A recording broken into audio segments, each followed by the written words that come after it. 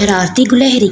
एक घने और सरसब्ज जंगल में, जहाँ बुलंद दरख्त आसमान से बातें करते और फूलों की खुशबू हवा में महकती रहती, एक छोटी सी शरारती गुलहरी रहती थी जिसका नाम था टीकू।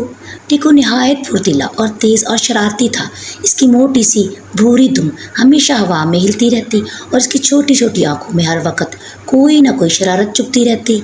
टीकू की शरारतें सुबह होते ही जब तमाम जानवर अपने अपने कामों में मसरूफ़ हो जाते, टीकू अपनी शरारतों की मनसूबाबंदी शुरू कर देता।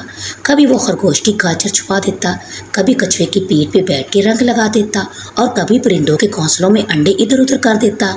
मेरी गाजरें कहाँ गई? खरगोश चीखा। अरे मेरे खोल पर ये कीचड़ किसने लगाया? कछुआ बड़बड़ाया। और दरख्तों की चोटियों से टीकू की हंसी गूंजती रहती। अगरचे इसकी शरारतों में नुकसान देने का कोई इरादा नहीं होता था, लेकिन फिर भी जंगल के जानवर अक्सर नाराज़ हो जाते थे। एक दिन जंगल में एक ख़ास तकरीब की तैयारी हो रही थी, सालाना जंगली मेला। शेर बादशाह ने सबको जमा करके कहा, ये मेला जंगल के सबसे बड़ा दिन है। हर जानवर की इज्जत और मेहनत का सवाल है। कोई शरारत बर्दाश्त नहीं की जाएगी। टीकू ने दिल में सोचा, आज मैं बिल्कुल सीधा रहूंगा। लेकिन जब हर तरफ रौनक और चहल पहल देखी, टीकू के दिल में चुपके से शरारत ने जगह बना ली। उसने बैलों के बैंड के साज छुपा दिए, हिरनों के रक्स के रास्ते में बैलों की बेलें बिछा दी और फूलों की टोकरियां आपस में बदल दी। नाचने वाले जानवर गिर पड़े, बैंड खामोश हो गया और खाने की मेज़ उलट गई। जंगल में अफरा तफरी मच गई। शेर बादशाह की धाड़ गूंजी।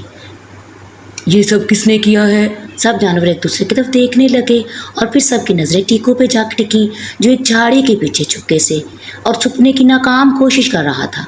इसकी बड़ी सी दुम बाहर निकली हुई थी। टीकू आहिस्ता आहिस्ता आगे आया और सर झुकाए। मुझे माफ़ कर दीजिए, टीकू ने धीमी आवाज़ में कहा। मुझे लगा सब हंसेंगे, मैंने सोचा भी नहीं था कि सबको तकलीफ़ होगी। बादशाह सलामत ने नरमी से कहा, टीकू, हंसी वो होती है जो सबको खुश कर दे, ना कि शर्मिंदा या उदास। टीकू की आंखों में आंसू आ गए। उसे पहली बार एहसास हुआ कि उसकी शरारतों से दूसरों को कितनी तकलीफ़ हुई है। टीकू ने फ़ौरन अपनी गलतियों को ठीक करने का इरादा किया। वो दौड़ कर गया, सामान वापस लाया, टूटी हुई मेज़ें दोबारा दुरुस्त की और हिरनों के साथ मिलकर दोबारा मेले का इंतज़ाम किया। उसने खुद ही एक शो पेश किया। टीकू ने एक ज़बरदस्त करतब दिखाया, दरख्तों पर झूल कर कलाबाजियाँ खाईं और इतने मज़ाहिर लतीफ़े सुनाए कि पूरा जंगल हंसी से गूंज उठा। मेला दोबारा जिंदा हो गया और इस बार टीकू की बदौलत।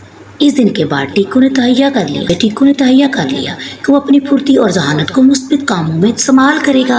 अब टीकू ना सिर्फ शरारती गुलहरी था, बल्कि जंगल का सबसे ज़्यादा खुशमिजाज और मकबूल फनकार भी बन गया था।